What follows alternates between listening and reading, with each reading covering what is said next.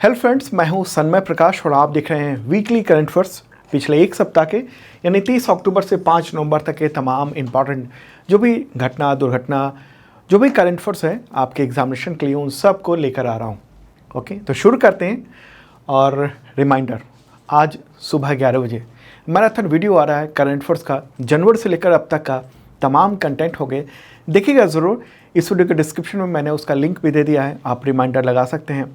या अगर बाद में देख रहे हैं आप ये वीडियो 11 बजे के बाद, तो लिंक इस वीडियो के डिस्क्रिप्शन में, वहाँ क्लिक कीजिए और वो वीडियो ओपन हो जाएगा। तो कुछ घंटे का ये मैराथन वीडियो है और तमाम एग्जामिनेशन के करंट अफेयर्स इस साल के अब तक के पूरे कवर हो जाएंगे। ओके, चलिए आगे बढ़ते हैं और शुरू करते हैं करंट अफेयर्स। और आपको पता होगा कि वीकली करंट अफेयर्स में हम लोग अलग अलग टॉपिक वाइज देते हैं। तो सबसे पहले आर्थिक गतिविधियों से रिलेटेड क्वेश्चन होगा, टाटा ग्रुप ने आईफोन की मैन्युफैक्चरिंग के लिए ताइवान की किस कंपनी की भारतीय इकाई और उसकी फैक्ट्री का अधिग्रहण किया, मतलब खरीद लिया। आंसर का विस्ट्रॉन। ठीक है, तो आने वाले वक्त में टाटा ग्रुप जो है ना वो इसका निर्माण करेगा आईफोन का भारत में। कुछ और कंपनियां भी कर रही हैं लेकिन ये भी करेगा। और टाटा की किस कंपनी ने इस विस्ट्रॉन की भारतीय इकाई को खरीदा है, तो टाटा इलेक्ट्रॉनिक्स प्राइवेट लिमिटेड उसने खरीदा है। और विस्ट्रॉन की जो भारतीय इकाई है उसका नाम क्या है, तो Wistron Infocom manufacturing India private limited. और ये टोटल डील जो है ना $125 मिलियन में हुई है, तकरीबन 1000 करोड़ रुपए में। ठीक है, महत्वपूर्ण बात, टाटा ग्रुप के चेयरपर्सन कौन है, एन चंद्रशेखरन। अब इवेंट से रिलेटेड क्वेश्चन, केरल के एर्नाकुलम में ईसाई धर्म के किस संप्रदाय की प्रार्थना सभा में अक्टूबर 2023 में सीरियल ब्लास्ट हुए हैं। आंसर का यहोवा विटनेसेस। क्या नाम है, यहोवा विटनेसेस। तो ये एक ईसाइयों का एक अल्पसंख्यक समूह है और उसकी एक अलग तरह की मान्यता है और वो ईश्वर में सीधे विश्वास करते हैं। वो ईसा मसीह को ईश्वर का एक पुत्र मानते हैं लेकिन ईश्वर नहीं मानते हैं। ठीक है, तो उसी में ये धमाके हुए, उसकी वजह से काफ़ी चर्चा में रही ये खबर। ठीक है, चलिए आगे बढ़ते हैं, अगला क्वेश्चन लेते हैं। इंडिया मोबाइल कांग्रेस यानी IMC 2023 के 7वें संस्करण का आयोजन अक्टूबर 2023 में दिल्ली में हुआ, तो इसका उद्घाटन किसने किया। आंसर का प्राइम मिनिस्टर नरेंद्र मोदी ने। ठीक है, और इस दौरान उन्होंने कुछ बातें कही कि भारत में औसत जो मोबाइल स्पीड है वो 3 गुना बढ़ गया है। अब ब्रॉडबैंड की जो स्पीड इंडेक्स है उसमें इंडिया का स्थान 43rd है। 2 लाख ग्राम पंचायतें अब ब्रॉडबैंड से जुड़ी हुई हैं। 75 लाख छात्रों को अटल टिंकरिंग लैब्स के साथ नए युग की प्रौद्योगिकी का लाभ मिल रहा है। तो ये महत्वपूर्ण बात है। आगे बढ़ते हैं, अगला क्वेश्चन लेते हैं। स्पोर्ट्स से क्वेश्चन होगा, भारत ने चौथे एशियन पैरा गेम्स 2022 जो कि 2023 में आयोजित हुआ, तो उसमें कुल कितने मेडल जीते हैं। आंसर होगा 111 मेडल इंडिया ने जीते हैं और भारतीय खिलाड़ियों ने 22 तरह के खेलों में हिस्सा लिया है। और अगर हम बात करेंगे कि कौन से मेडल कितने मिले हैं, तो गोल्ड 29, सिल्वर 31 और ब्रॉन्ज मेडल 51। तो इस तरह से टोटल होते हैं 111। ठीक है, अब यहाँ पर ये बात हो सकती है कि जो मेडल हैं वो कौन कौन से हैं। तो गोल्ड मेडल वालों का जिक्र कर लेते हैं, अलग अलग जो कैटेगरी में मेडल जीते हैं उन सब की पूरी लिस्ट यहाँ पर आप देख रहे हैं। जैसे अंकुर धामा, उन्होंने एथलेटिक्स पुरुष 5000 मीटर T11 में जीता है गोल्ड मेडल। निषाद कुमार, उन्होंने एथलेटिक्स पुरुष ऊंची कूद T47 में। शैलेश कुमार, उन्होंने एथलेटिक्स पुरुष ऊंची कूद T63 में। प्रणव सूरमा, उन्होंने एथलेटिक्स पुरुष क्लब थ्रो F51 में गोल्ड मेडल जीता। अवनी लेखरा ने शूटिंग महिलाओं की 10 metre air rifle standing SH1 में ये मेडल जीता है, गोल्ड मेडल। प्रवीण कुमार ने एथलेटिक्स पुरुष ऊंची कूद T64 में मेडल जीता। दीप्ति जीवन जी, एथलेटिक्स महिला 400 मीटर T20 इस कैटेगरी में गोल्ड मेडल जीता। प्राची यादव, उन्होंने कैनो महिला KL2 कैटेगरी में गोल्ड मेडल जीता है। नीरज यादव, तो उन्होंने एथलेटिक्स पुरुष डिस्कस थ्रो F54, 55, 56 इस कैटेगरी में गोल्ड मेडल जीता है। आगे बढ़ते हैं, सुमित, उन्होंने गोल्ड मेडल जीता है एथलेटिक्स पुरुष जेवलिन थ्रो F64 कैटेगरी में, जेवलिन थ्रो यानी भाला फेंक में। हैनी, उन्होंने एथलेटिक्स पुरुषों की भाला फेंक थ्रो F37-38 कैटेगरी में गोल्ड मेडल जीता है। सुंदर सिंह गुर्जर, उन्होंने एथलेटिक्स पुरुष जेवलिन थ्रो F46 में गोल्ड मेडल जीता है। अंकुर ढाका, उन्होंने एथलेटिक्स पुरुष 1500 मीटर T11 कैटेगरी में गोल्ड मेडल जीता है। रक्षिता राजू, उन्होंने एथलेटिक्स महिला 1500 मीटर दौड़ T11 कैटेगरी में जीता है। निमेश सुरेश, उन्होंने एथलेटिक्स महिला लंबी कूद T47 में गोल्ड मेडल जीता है। शीतल देवी राकेश कुमार, उन्होंने तीरंदाजी यानी आर्ची मिश्रित टीम कंपाउंड ओपन में गोल्ड मेडल जीता है। सचिन सर्जेराव, उन्होंने एथलेटिक्स पुरुष शॉटपुट F46 कैटेगरी में जीता गोल्ड। सिद्धार्थ बाबू, शूटिंग R6 मिश्रित 50 मीटर राइफल प्रॉन SH ये कैटेगरी में गोल्ड मेडल जीता उन्होंने। आगे बढ़ें। शीतल देवी, उन्होंने जीता है तीरंदाजी महिला व्यक्तिगत कंपाउंड में गोल्ड मेडल ओपन में। रमन शर्मा, उन्होंने एथलेटिक्स पुरुष 1500 मीटर T38 कैटेगरी में गोल्ड मेडल जीता। ये 38 T38 या अलग अलग जो T64 है ना, ये सब कैटेगरी है ये दिव्यांगता की यानी डिसेबिलिटी से रिलेटेड है। ओके, तो अलग अलग कैटेगरी का लिया कर दिया गया। जैसे डिसेबिलिटी कई तरीके की होती है, हाथ से, पैर से, नेत्र से, आँखों से, तो ये इस तरह की है। ठीक है। अच्छा, अगला नाम है सोलाईराज धर्मराज, तो उन्होंने एथलेटिक्स पुरुषों की लंबी कूद T64 कैटेगरी में गोल्ड मेडल जीता। प्रमोद भगत, बैडमिंटन पुरुष एकल SL3 कैटेगरी में गोल्ड मेडल जीता है। सुहास यथिराज लालिना केरे, तो ये बैडमिंटन पुरुष एकल SL4 कैटेगरी में जीता इन्होंने। ये IAS अधिकारी हैं, कई जगह DM रह चुके हैं उत्तर प्रदेश में। नितेश कुमार तरुण, ये बैडमिंटन पुरुष युगल SL3 SL4 कैटेगरी में गोल्ड मेडल जीता है। थुला सिम्थी मुरुगेसन, ये बैडमिंटन महिला एकल SU5 कैटेगरी में गोल्ड मेडल जीता है इन्होंने। नीरज यादव ने एथलेटिक्स पुरुष जेवलिन थ्रो F55 कैटेगरी में जीता है, ये दूसरा गोल्ड है इनका। दिलीप महादू गावित, तो उन्होंने एथलेटिक्स पुरुष 400 मीटर T47 ये दौड़ में इन्होंने गोल्ड मेडल जीता है। अगला नाम है सतीश इनामी दर्पण, उन्होंने शतरंज पुरुष व्यक्तिगत रैपिड 6B1 कैटेगरी में गोल्ड मेडल जीता है। इसके अलावा अगर हम देखेंगे तो शतरंज टीम रैपिड, इसमें कौन कौन, सतीश इनामी दर्पण, कुमार प्रधान सौंदर्या और अश्विन भाई कंचन भाई ने इन्होंने गोल्ड मेडल जीता है।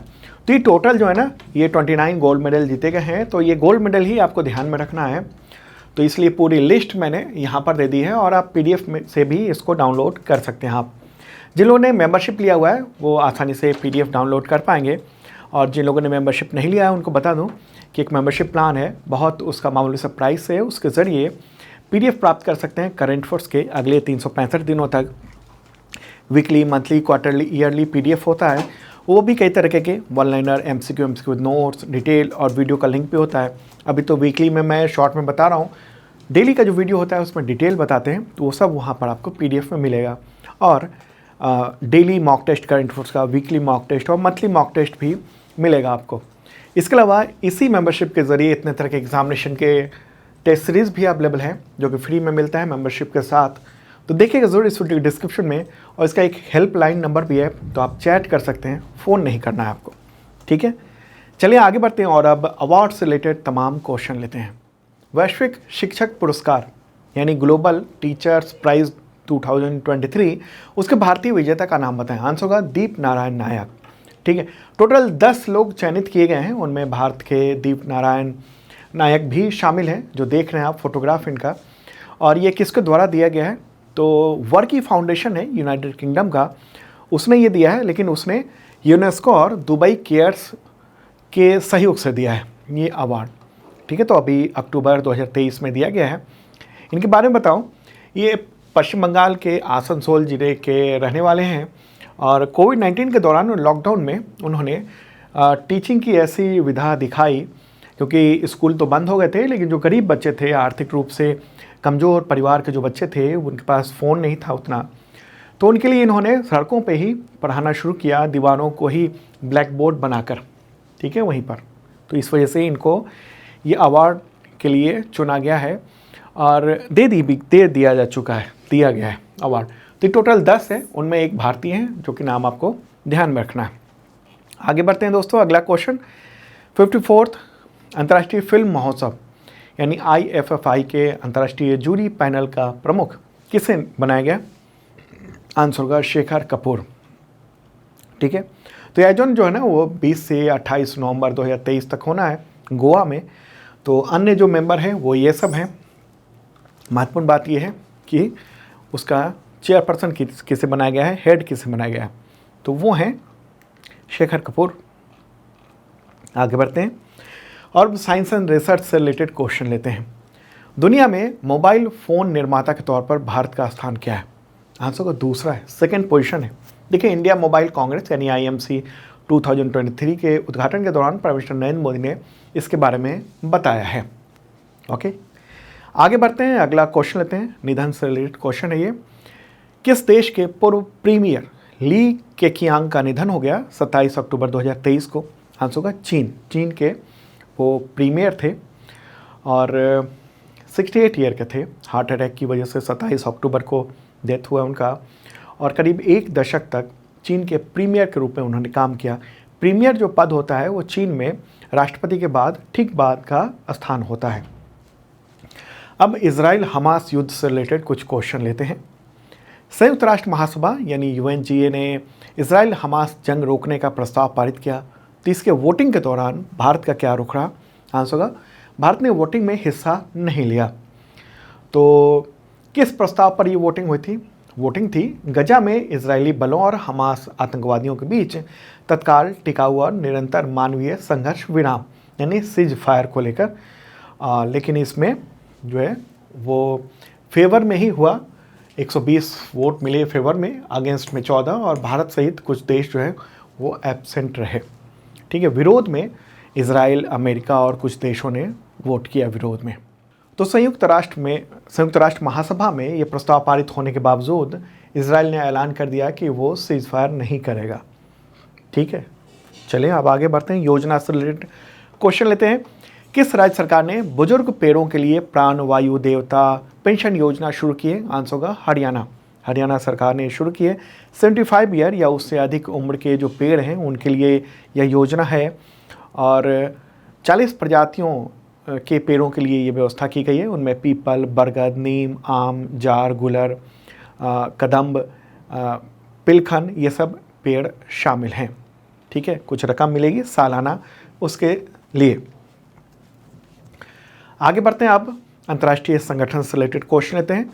WHO की दक्षिण पूर्व एशिया क्षेत्र की रीजनल डायरेक्टर कौन चुनी गई है? आंसर होगा साइमा वाजेद, ओके। बांग्लादेश की जो प्राइम मिनिस्टर हैं शेख हसीना, उनकी बेटी हैं, डॉक्टर भी हैं और उनको ये चुना गया है 76 जो सत्र हुआ WHO का उसी के दौरान। तो कब वो ज्वाइन करेंगी? तो 1 फरवरी 2024 को पदभार ग्रहण करेंगी। तो इस वक्त रीजनल डायरेक्टर हैं डॉक्टर पूनम खेत्रपाल सिंह, तो वो हैं, अब वो 1 फरवरी तक हैं। उसी के बाद ये साइमा वाजेद ये पदभार ग्रहण करेंगी बांग्लादेश की, ओके। और ये साउथ ईस्ट एशिया रीजन, देखिए WHO ने पूरी दुनिया में को अलग अलग रीजन में यानी क्षेत्र में डिवाइड किया हुआ है। तो ये साउथ ईस्ट एशिया रीजन उसकी क्षेत्रीय निदेशक होंगी। आगे बढ़ते हैं, अगला क्वेश्चन।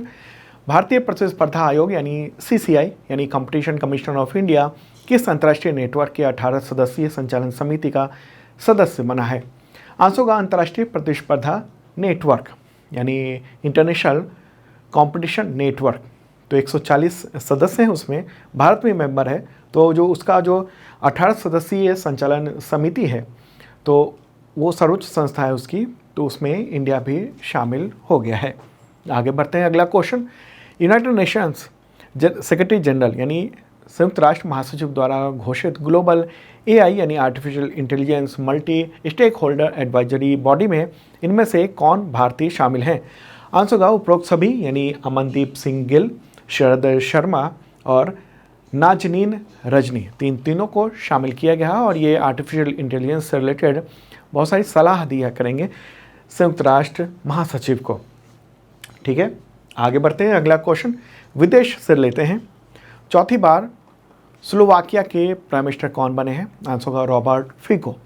ठीक है, इससे पहले वो 3 बार प्राइम मिनिस्टर रह चुके हैं और उनको रूस का समर्थक माना जाता है।